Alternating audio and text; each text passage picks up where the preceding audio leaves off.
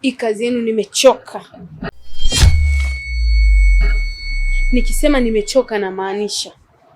Hii ni nguo yenu ambayo mlinikabidhi siku naanza kazi, na mimi naikabidhi. Penzi la Bamedi.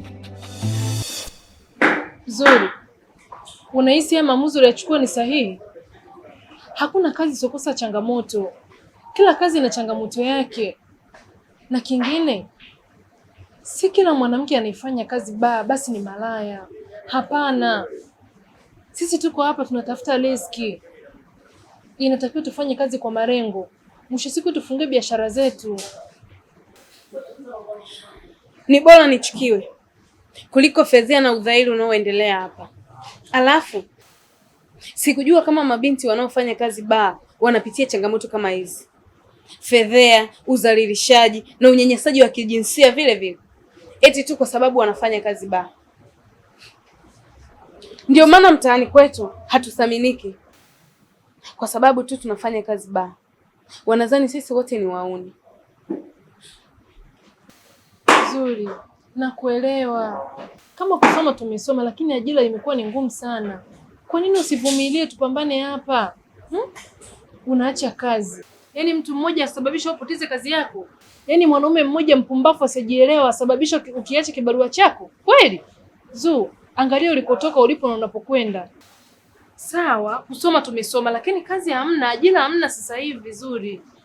Inatakiwa utumie akili sana. Aya, unaacha kazi, unaenda kuishi maisha gani? Mtaani maisha ni magumu sana. Cha msingi sisi inatakiwa tujitambue na kujiheshimu na kujua sisi ni kina nani na tunafanya nini na ni wakati gani. Kufanya kazi sio shida. Niko tayari nyumbani kwangu nikakologa hata uji wenye chumvi, huku nikiendelea kutafuta kazi yenye heshima.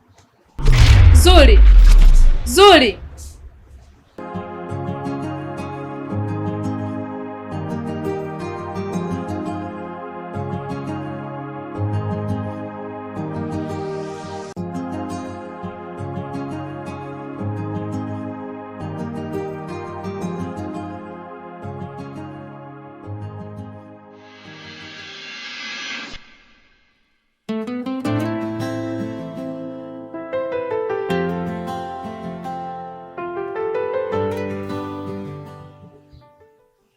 Wewe vipi? Yaani wewe tangu asubuhi na bipu tu. Na hapa nimekupigia inawezekana huna chamana chochote? Unasemaje? Hayo sio mambo yangu mimi. Wewe mwenyewe unanijua mimi issue zangu kubwa. Wewe unasema issue ya kitoto? Mimi mwenzako naalikwa hadi kwenye msiba, nikifika pale naalia kiasi kwamba wenyewe ndugu ya marehemu wenyewe wanajiuliza huyu nani? Au huyu mtoto wa nje kaja kufuata ulisi? Mwingine anaweza akasema mimi ni mchepuko wake, hapa nimeleta mtoto wa kufikia nataka ulisi pale. Wewe unanipa kazi hizo za kitoto wewe? Hebu subiri kwanza. Wewe nisikilize, umenibipu mimi ndo nimekupigia. Wewe kama unataka kupigiwa bure piga namba 100 customer care ndio upigiwe alafu unaongea vishu vyako havina hata maana hivi. Hey. Vipi tena mnakaa kule angalia kuna wateja wale pale. Hamna mtu anayehudumia, mbona mnakuwa hivyo? Mimi nafanya favor. Mwanzo kwa ameacha kazi. I'm sorry, what? Hapa matajiri ndo washaingia. Wewe una nini wewe? Niambie tajiri. Wewe nawe ushwage maneno. Sasa nishwe maneno mimi si nitakuwa nishakufa ndugu yangu. Mimi kila nimeishiwa maneno unajua mimi nimekufa. Lakini lazima kama nipo hai mdomo wangu lazima ucheze na vitu ndio vinavyoingia ndugu yangu. Mimi mnyamaza kimya unajua hapo shaka na njaa mimi hapo. Haya bwana lete mpya. Mimi nakusikiliza mshikamo mingi kuona najua hapa mambo fresh tu. Hata ukiniambia simu niweke kindege mimi naika kindege najua kwako mchongo na kwaga mtamu sana. Ukubwa mimi kwamba sina mpya yoyote na nafikiri unalifahamu hilo. Ni lile tu la siku zote. Na ile ambayo limetokea kidogo ndio linaniumiza kitu. Sasa umefanya nini? Sasa unataka mimi nifanye nini? Kwa sababu mimi na wewe tumezungumza vizuri na umeninong'oneza kitu gani cha kufanya. Mimi nimefika sikulemba mwandiko kwenye imla. Wewe kwenye somo la imla unataka kulemba mwandiko? Nimefika pale huko anamimina mimi nakamata huko. Kamata lile kama lilivyo winji pia. Mtoto kastuka bwana. Kikawaka pale kibao. Piga mimi kibao. Hivi una akili sawa sawa kweli? Ameacha kazi kutokana na situation ambayo ilitokea. Ameamua kupumzika kwanza. Yaani kisa nilivyomfokea jana ndo ameacha kazi. Nyinyi mbona mnakuwa mko serious? Ukifanya kosa kazini lazima ufokewe. Yuko wapi? Ameenda nyumbani. Ila nahisi nitaongea naye atakuwa sawa, atarudi kazini.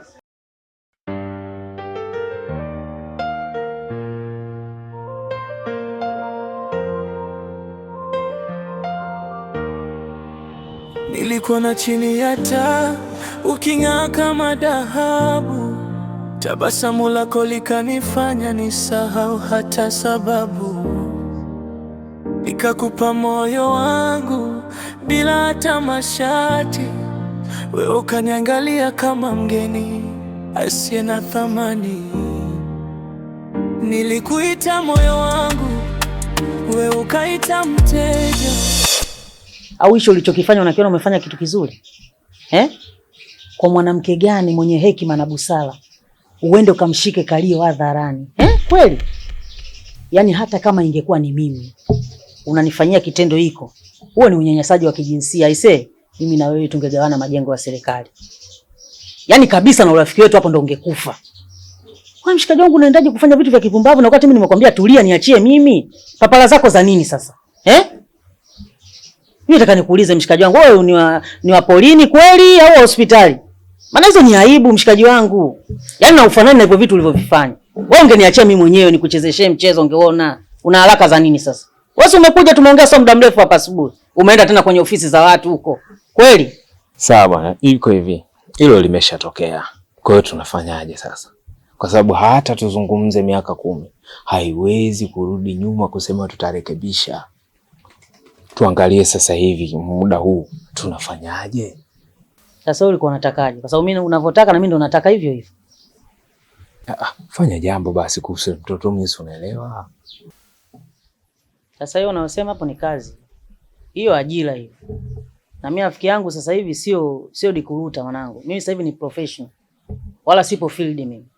Yaani mimi moja kwa moja naingia kazini, yani mshahara wangu lazima uwepo.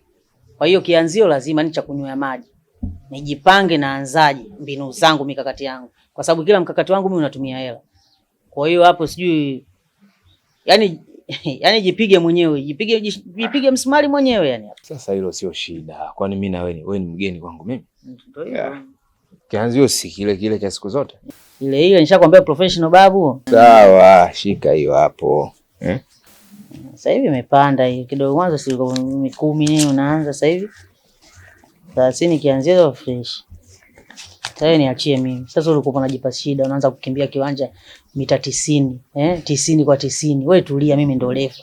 Napiga kipenga tu, nakwambia wewe reserve tulia. Ukiingia kati unacheza mpira, mimi nachezesha faulo, unapiga penalti pale watu waya. Unapapalika nini sasa wewe? Basi wewe piga kazi hapo. Nafikiri kitu kimekaa sawa hapo. Sasa nisikize nikwambie, tusiende mbali sana. Tukajikuta tunaenda kufanya vitu vingine ambavyo havina maana. Mimi nataka uniambie ukweli. Wewe ule mtoto unamtaka kweli au ndo magumashi? Mimi nimtake yule? Hivi ukiniangalia mimi niokuwa na yule kweli? Yule sio mwanamke wa kusema kwamba labda ni type zangu mimi. Mimi ninachotaka ni kubutua na kupita hivi. Lazima niweke saini yangu pale. Hit and run, wazungu wanasema una hit afu na run. Hebu subiri kwanza. Wewe unataka kuangalia tu mkato wa chumba, ukishamaliza hapo? Sasa mimi nase pale tugandane ni mgande sana yule mamangu mzazi. Kwa kitu gani ambacho yuko nacho pale? Yule aliniletea dharau mimi, namtongoza siku ya kwanza anajifanya kunikatalia dharau kibao. Sasa mimi nataka nimuoneshe kwamba mimi ni kidume. Alafu mimi sio hospitali, mimi wa polini. Unaelewa? Mimi bila ganzi unaitwa. Basi poa mwanangu. Wewe niachie mimi na kazi. Kwa ndio ile mambo. Ile boringo nangai. Zile boringo nangai. Sikizi tena ziko sawa. Dawa mpaka kwa Masai. Maraika kuwapa.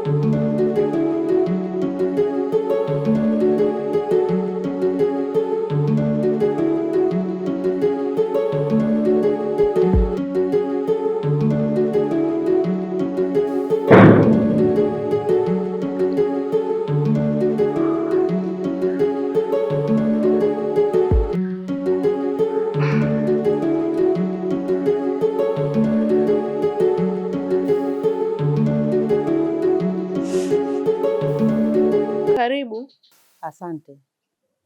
Nikusaidie nini?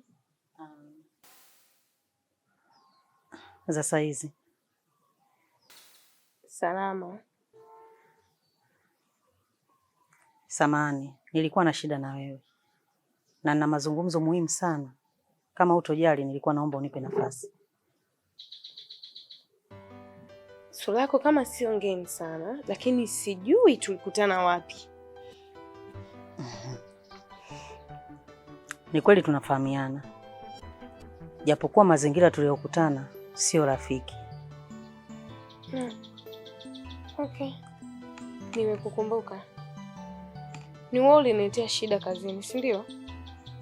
Lakini usijali, nimeacha kazi pale. Unaweza ukaenda kuhudumiwa na mabinti wengine na si mimi.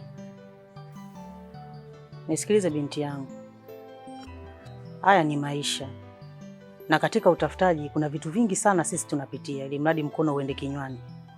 Mimi nisikufiche kiukweli kwamba mpaka mimi kufika pale katika ofisi yako, ile ilikuwa issue tu. Na huo mchongo mimi alinipa mshikaji wangu sana anaitwa Chiko. Mimi na wewe tunaishi mtaa mmoja na nakujua vizuri tu, lakini mpaka nimekuja hapa leo sijaja kwa nia ya ugomvi. Nimekuja na jambo hili moja. Ungenipa nafasi kwanza unisikilize, na kabla sijafikia katika lengo, nilikuwa kwanza naomba nitangulize msamaha wangu wa dhati. Nisamee binti yangu.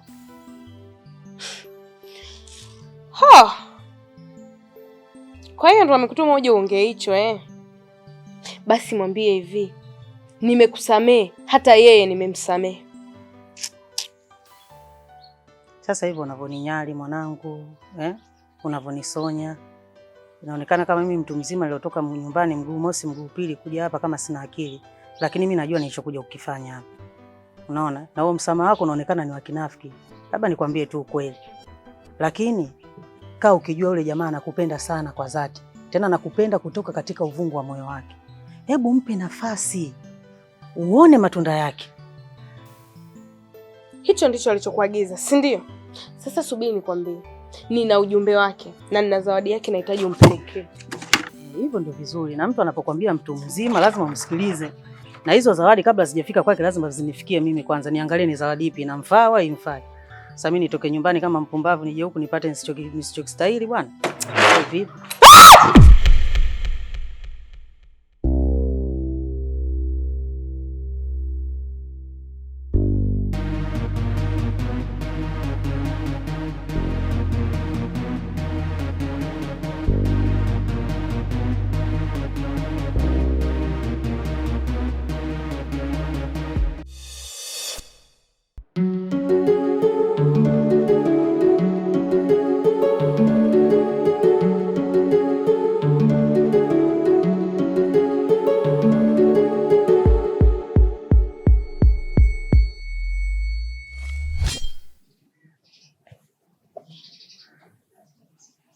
Vipi?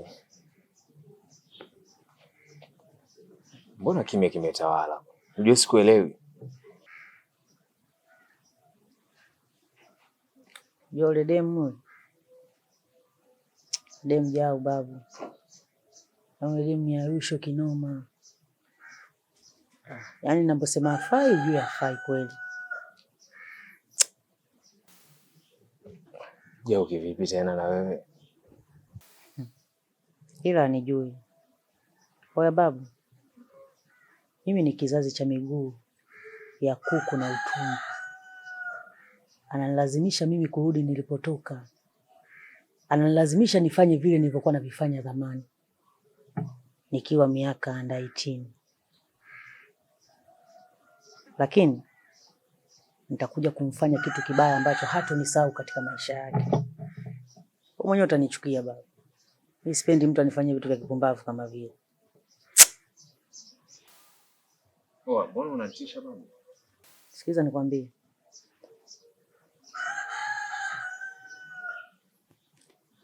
Zuri amekubali kuwa na wewe.